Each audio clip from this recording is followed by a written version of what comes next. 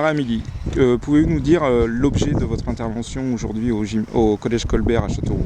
Alors, je suis intervenue aujourd'hui au Collège Colbert tout simplement pour m'inscrire dans le fil rouge mis en place principalement par Madame Jousson auprès des élèves de 6e, qui est de parler du handicap et notamment du handisport. Parce que les élèves, en fait, avant ma venue, ont été mis en situation de handicap dans les activités sportives. Ils ont parlé du handicap, ils ont fait énormément de recherches et aujourd'hui je venais pour leur parler un peu de mon expérience de personne handicapée et les voir un petit peu sur le terrain pour partager mon expérience aussi de sportif de haut niveau. Madame Jousson, vous êtes à l'origine du projet handisport au Collège Colbert qui a acheminé à la venue de Marie-Amélie Le Fur aujourd'hui. Pouvez-vous nous dire comment est né ce projet, pourquoi et quel a été son but?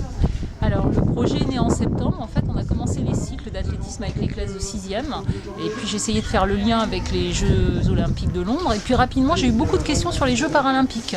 Donc comme j'apprécie de mettre en place des projets sur l'année avec les élèves, je me suis dit que ça allait être un bon support et donc on est parti sur ce projet handisport. Quel a été le degré de réception chez les élèves? Est-ce qu'ils ont bien acquis tout ce que vous leur avez inculqué? Oui, je crois qu'il y a eu une volonté de s'enrichir par rapport aux Jeux paralympiques et puis au handicap. Et puis l'objectif c'était aussi de casser un petit peu le regard qu'on peut porter sur le handicap, sachant qu'on a des élèves handicapés dans l'établissement et puis qu'on les intègre et que cette intégration soit facilitée et que toutes les questions ou les peurs qu'ils peuvent avoir puissent se gommer. Donc il y a eu un très très bon engagement de la part des classes. Rapidement, je me suis dit qu'avoir une marraine, ce serait bien. Donc, je l'ai contactée assez tôt parce que je me doutais qu'elle allait être très, très sollicitée.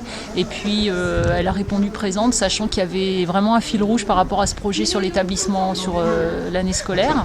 Et voilà, c'est la cerise sur le gâteau, mais c'est aussi qu'une étape sur notre projet. Donc, ça permet de concrétiser les choses, de vivre des choses avec quelqu'un qui est en situation de handicap et qui en plus est athlète de haut niveau.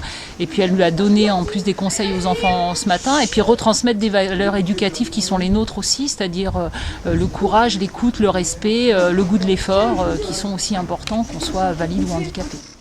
Vous avez rencontré d'autres élèves du collège et quelles paroles essayez-vous de prêcher quand vous faites des interventions comme ça dans des établissements scolaires? Alors je ne sais pas forcément de prêcher une parole particulière, j'essaie de leur faire partager mon expérience, de leur montrer ce que j'ai vécu. Et le principal message que j'essaie de faire passer, c'est que la vie est belle, elle vaut le coup d'être vécue, mais voilà, des fois il faut se battre, des fois il faut surmonter certaines épreuves, mais dès l'instant qu'on arrive à s'entourer, qu'on croit en ce qu'on fait et en ce qu'on est, on peut y arriver.